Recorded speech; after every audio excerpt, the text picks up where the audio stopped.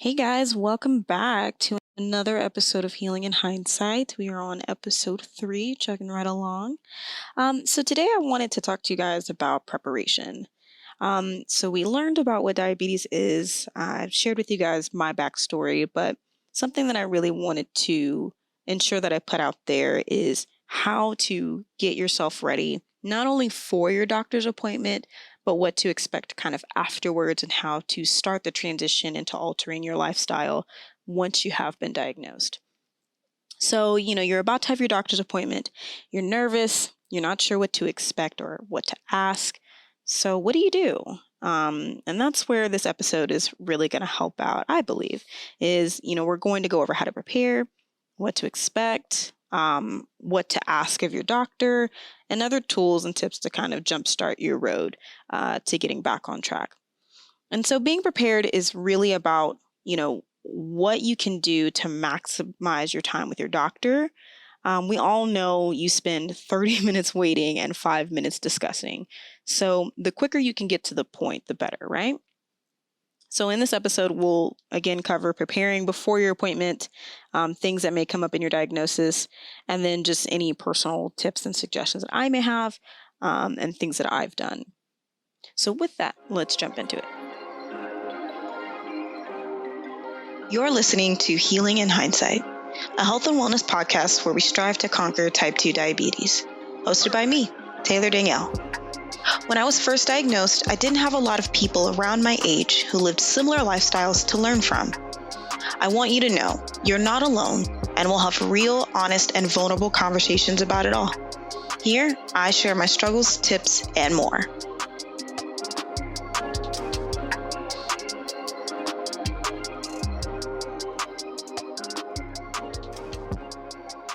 All right. So the first kind of thing that I really like to just kind of point out is prepare yourself by getting clarity.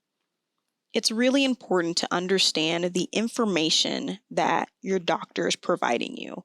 So if you're unsure of the terms that they're using, ask them what it means. They're not going to know what you want to know unless you tell them. And feel free to do a little bit of your own research before you get to the doctor's office. So things like how they determine you're a diabetic, A1C, blood sugar levels, sometimes medication types, all of those things are things that you can do a quick Google search and get a basic rundown of what all of those things mean. But by all means, when you are with your doctor, ask them those questions. Some may still explain stuff, but I'm always just someone who likes to ask for clarification. And even if they do explain things right out the gate, which is great, recap it in your own words so that way you can really ensure that you understand what's being told to you. And then once you understand that, you can begin to discuss the tools that you'll need. So ask about their suggestions for treatment and how it may affect your routine or current lifestyle. Do you already take any other medications or vitamins? Which usually when they prescribe new medication, they'll ask you already. But even so, I always like to also ask about vitamins because that's not always something that they lean into as heavy. And it's just good to know that anything that you are ingesting in your body is going to work well together, not against you, right? And so I always say that if you are going to be put on medication, ask what alternatives are there. If I don't want to do medication, what are, the areas? Because it also is going to depend on the severity of your diagnosis. But ask, what's the road to not be on medication? Because to me, that's really what tells you if your doctor, I won't say if they're really for helping you recover, but we all know that it's very difficult for doctors to see that. They're put in the same kind of routine of like see as many patients as possible and treat the symptoms kind of thing. So I always like to ask, what can I do to manage this naturally or to move into a state where this is no longer a thing? And that really helped me also build rapport with my doctor of like, I'm not just going to take pills, swallow them, and go home. I want to be able to do more to be better. So with that said, I just want to add in before we deeper dive into stuff. I am not a doctor, guys. I'm not, although Dr. Turner does sound cool, I am not. So please, please, please, everything that I am sharing is just my opinion, my perspective, and kind of things that I've gone through or have, shared with friends and family members that have gone through similar things. So always, always, always, anything that you may decide to do from these suggestions, if I could talk, please always just run it by a medical professional. I do not want to take away from those who have taken the time to educate themselves and go through the training necessary to be able to do this. So please, please, please always do that. Okay, so the next thing that you're probably going to discuss, or that you should bring up if it's not coming up, is medication and then meters. Now, medication is going to be a pretty obvious one, but it can vary. Everybody is different. It also depends on the severity of your blood test results and your urine test results. But more often, probably the first thing that your doctor may do is prescribe you some type of oral medication. Again, it depends on how high your A1C is, which is the blood test that they do every 90 days to kind of see where you're at. So a lot of people, including myself, we receive oral medication or pills, basically. And metformin is a common starter prescription to help control your blood sugar. Now, there's like a whole episode going into a deeper dive about metformin and side effects and kind of things you may expect and kind of best practices, depending on what your doctor says, but also things that I just found worked for me. So don't worry if you're not 100% sure, but again, ask your doctor about this as well so you can understand what you are putting into your body, okay? So again, metformin is a common starter prescription to help control your blood sugar. But I haven't really experienced anyone going straight to insulin unless they're type 1. And again, type 1 is where you kind of have to put that in your system because your body is just not doing enough, producing enough. It's not to say that it can't happen. It really just depends on where you are when all of your results come back in. So metformin will probably be the most likely thing that you are prescribed if you're first diagnosed. It's just to kind of get your body used to it and to help it regulate and do the things that it needs to do to keep your blood sugar levels in check. So the second thing your doctor may discuss is blood sugar meters. This is how you're going to be able to see what your blood sugar levels are at that exact moment of taking it. The frequency of how often you'll check this is something that you want to clarify with your doctor as well. So for example, my doctor told me I don't need to check it very often. Once a day in the mornings, like right after I get up, fasting, no food in my system, is the best. She did say I could check, a few hours after dinner if I wanted to, just to kind of see where I'm at.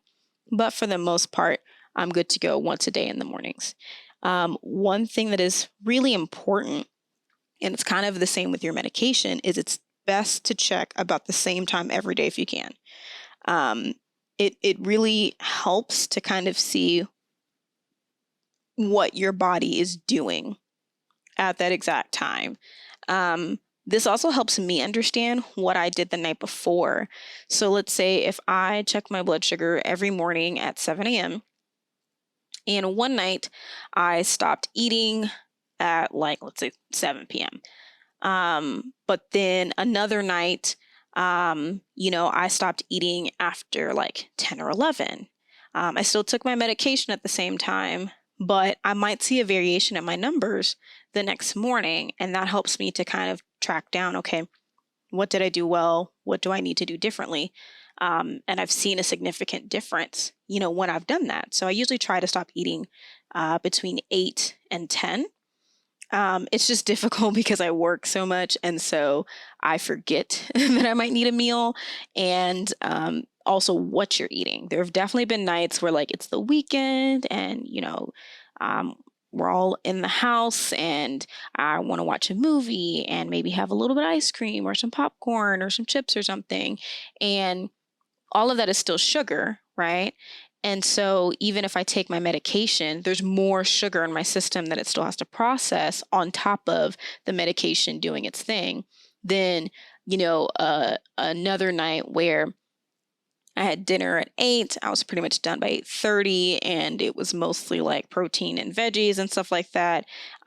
Maybe a glass of wine or something, but nothing, no extra kind of sugar to have my body processing overnight. I usually try my best to have sugary stuff earlier in the day because it does take longer to break down. But anyway, it's just kind of an example of why it's best to check at the same time because it helps you be able to pinpoint any changes in your blood sugar levels. So the next thing is whenever you are looking into meters, there's a lot of different ones.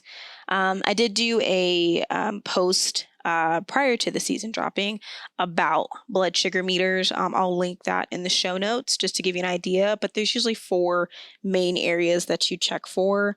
And I'll let you guys take a look at that just to kind of get an idea of what that is. But you want to invest in a meter. They can go from really expensive to not so expensive. So you have a lot of options for blood sugar meters. There's I think my first meter was like $15 at Walmart. So you have a lot of room for these meters, and it's really just kind of about what suits you and what's convenient for you. I have been no stranger about what meter I use. I personally use One Drop, and it's a Bluetooth meter that syncs with a companion phone app. And I really like it because it connects with Apple Health, and it really is affordable, in my opinion, from a standpoint of long term. So one thing that you'll find is that the meter itself and the lancet itself will be really cheap. Even the little replacement lances that you have to put in are really cheap.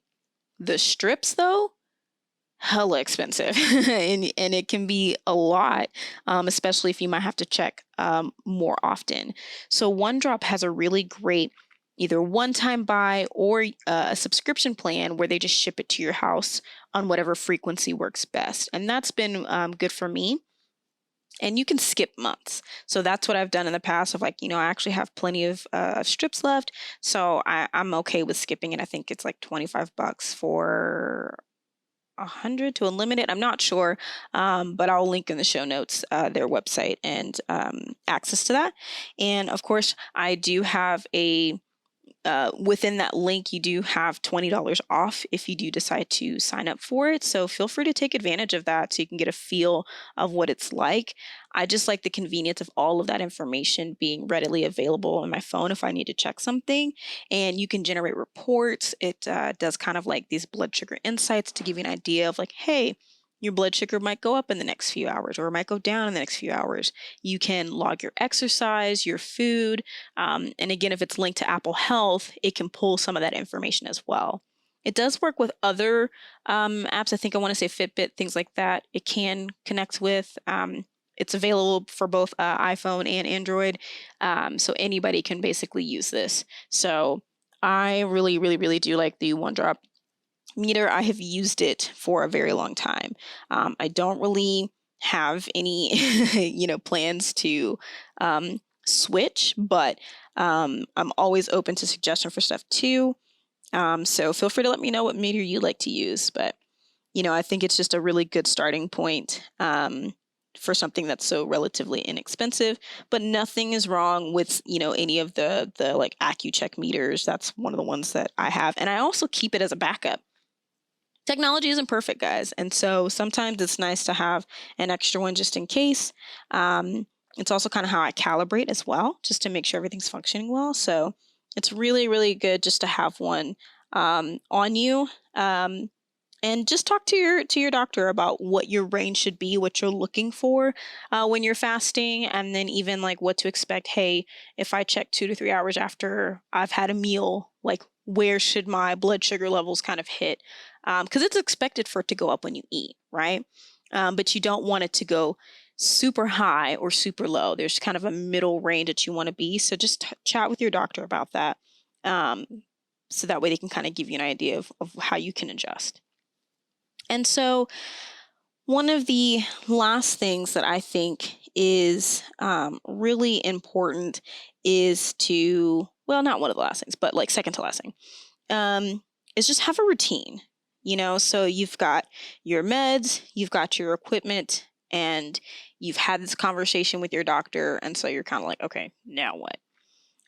Once you have all of that information and your instructions for how to take your meds and use your blood meter and all of that, you know, you want to start to incorporate this into your day to day. So this is almost going to be the same as like brushing your teeth, washing your face, like all of those kind of self maintenance things. You want to really fold this into your routine.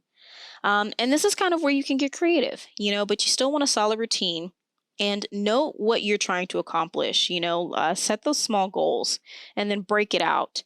You know, it's really easy to get into this daunting routine and like feel overwhelmed by it. Just do something small, right? And so I kind of laid it out like, okay, if my goal is to lower my A1C, the smaller steps that can lead to that are like, make sure I check my blood sugar while I'm fasting or after dinner. Again, this is kind of where your doctor's recommendations can come in. Okay, so now that I know when I need to check, the second small actionable step is logging that. So whether that's through the OneDrop app or if you use the classic meters and you keep a journal and you write that down, that's kind of the next step that you would take. And then making sure you're taking your medication, whatever that cadence is. So for some, it might be twice a day, in the morning with food, so like with your breakfast, or in the evening with dinner. Again, this will always vary per person. It just depends on what your doctor suggests. And then the last, step might be log what you ate. So whenever you're checking your blood sugar, you can kind of see what foods and things might have either helped or kind of didn't help with that. So once you know what the smaller steps are to get to that point, then you can do this on a regular basis. So think about your schedule and write out how each step fits into it. And it's really important for this because knowing how your body is responding to all of these things is going to be key to your success. So these steps really should be and become normal everyday things. Like I said, just like brushing your teeth, just like taking a shower, things like that. So if we use the examples I provided, previously, and let's say you work a full-time job like myself, and you go to the gym, okay, your routine could look kind of like, okay, I wake up at 5:30, and then I immediately check my blood sugar, and then I log my results, which is automatically done with my Bluetooth meter, and then I brush my teeth, wash my face, shower, get ready for work. And then by that point, it's usually about 6:30 a.m. and I have two dogs, so I'll walk my dogs. Maybe I'll pack my breakfast and lunch if we were still going to the office. At least I could start to prepare that with this kind of new norm of working from home. And then, making sure that if you do have to physically go in, maybe you set a timer, or an alarm. So like maybe by 7:15, I'm out of the door. And then by 7:45, I'm having breakfast. 7:15, I'm like down the street from my old office, so it wouldn't take me long to get there. But yeah, so by 7:45, I'm at work early before I actually need to start my shift, get my breakfast together, eat that, take my medication, because you typically want to take metformin with food. And then you're good. And then maybe by midday, 12:30-ish, I'll log my lunch and then eat that. And then as I'm leaving the office, about 5:30-ish, I'll go to the gym. Okay. And then around 7 p.m., that may be when I have dinner, I'll eat that and then take my medication. And then by 8 p.m., that'll be the cutoff point of no sugar, no carbs, only like low calorie something, water-based foods, anything that's not going to spike my blood sugar, and no sugar drinks. So like tea, or something like that. Um, Anyways, it's not a perfect thing, but just you get it. Like fold those steps into your normal routine, and just keep doing it. Build that habit because you need data in order to kind of know how to move forward. Okay. Again, just really, really want to reiterate your body needs. It takes quite a few hours for your body to not only break down food and process it, but more specifically for sugar or carbs, because carbs turn into sugar. They take the longest. So if you load up on them at dinner and then maybe, you have snacks afterwards, um, it's possible that your blood sugar is going to go up instead of down, as your body is, preparing for rest. And so this is especially hard for me. I'm a snacker. So when I'm working late, I'm so tempted to reach for, the crunchy stuff and the salty stuff. Um, and then I'll check my blood sugar the next morning and it's way higher.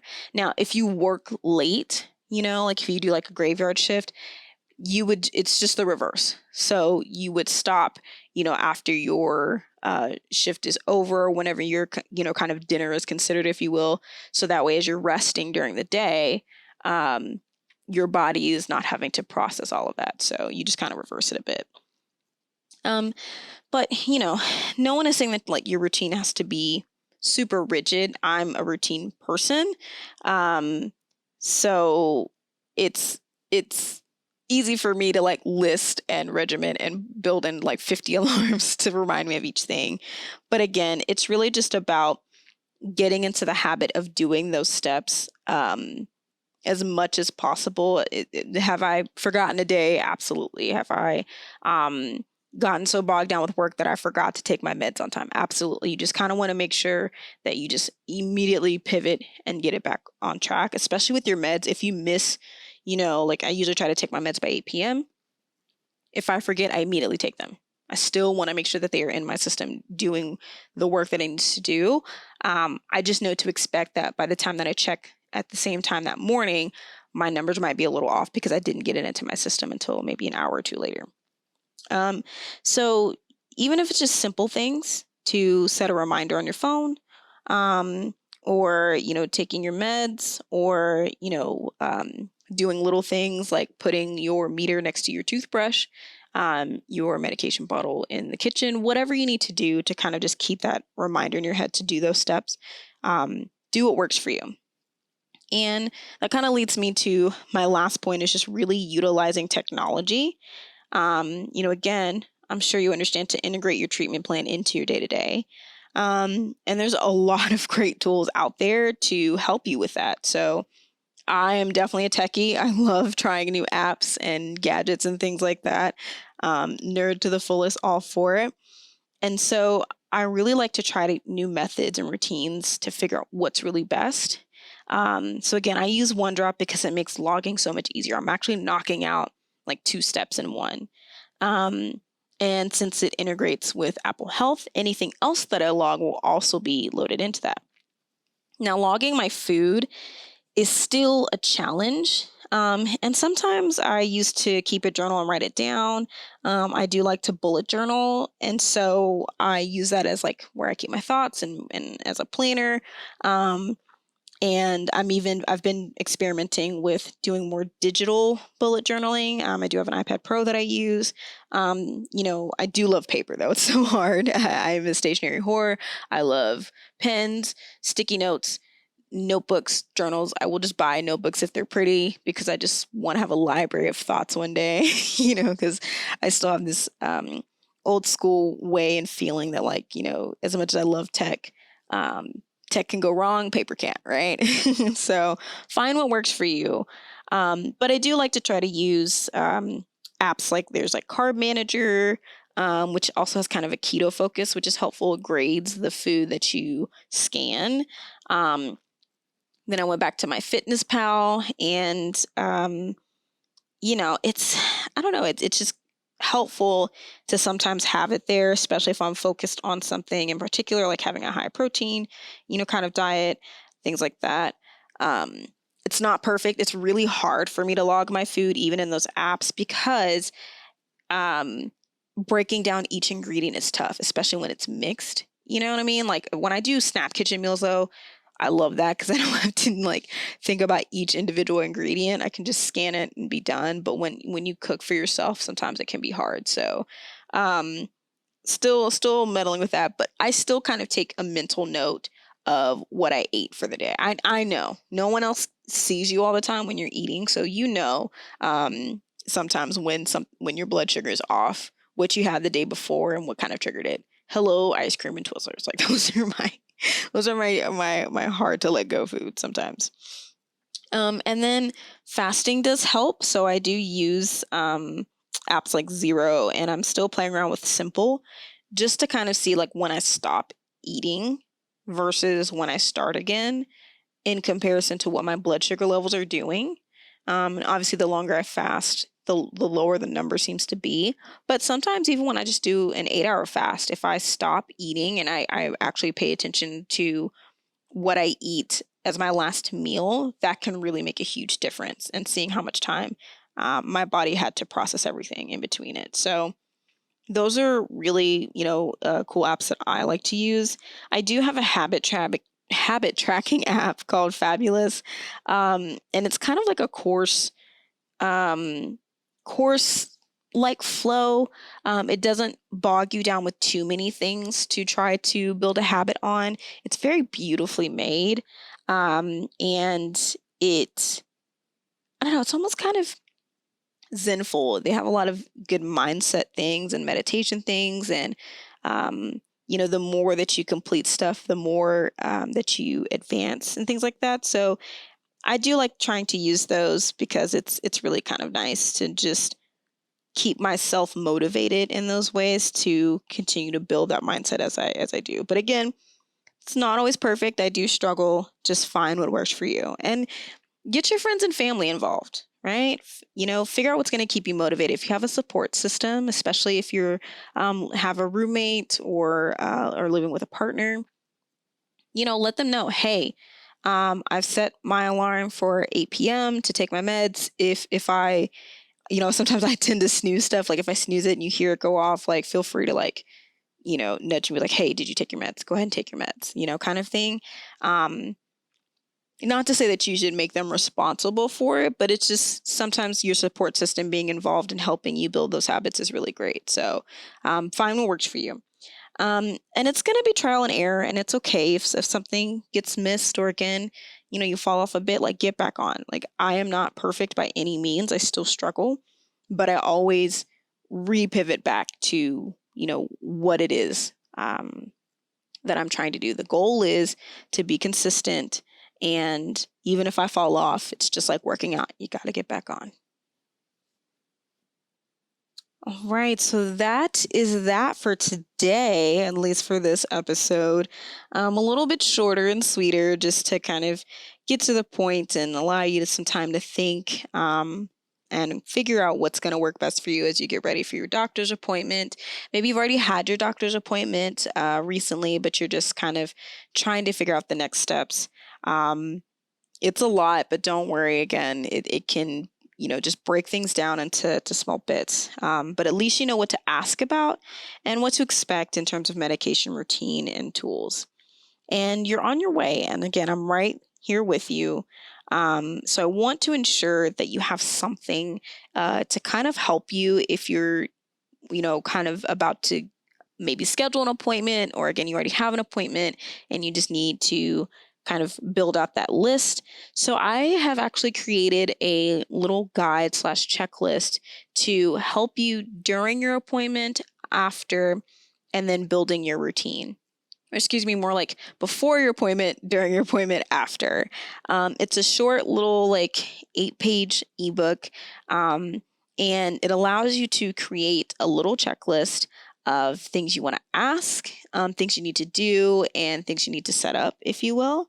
Um, And so I just wanted to make sure that you had something to help you out so you didn't have to try to figure all of this out in your head by yourself and figure out where to put it. You can print it, you can keep it on your phone, on your computer, wherever. So there is a link in the show notes. All you have to do is head to that link. There's instructions on how you can receive it. It's totally free, and that'll get sent straight to your email, and you can use that to get you kind of started. And I hope it helps.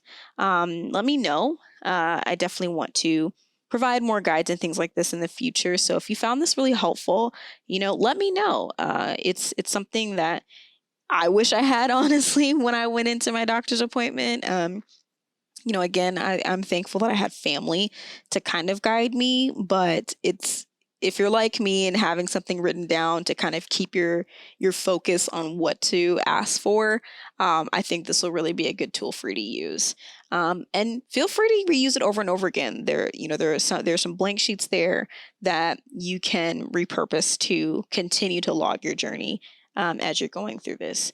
So, again, having this guide is a great way to stay on top of things when it gets a little gray. And I just want it to be as clear and easy as possible for you. So um, check out the link in the show notes. You'll receive an email copy that you can print out or, again, keep on your phone. And then, of course, if you really enjoyed this episode or any of the episodes, be sure to be sure to prescribe. Be sure to subscribe on your preferred listening platform so you can get the full season and be updated when I do have new episodes available. And of course, as always, I would really appreciate it if you could rate this show on iTunes, leave a review so not only more people can find us, but also so I can get your feedback and understand, is this helping? Is this not helping? What kind of things are you wanting to get more insight on? What do you want to hear about from me?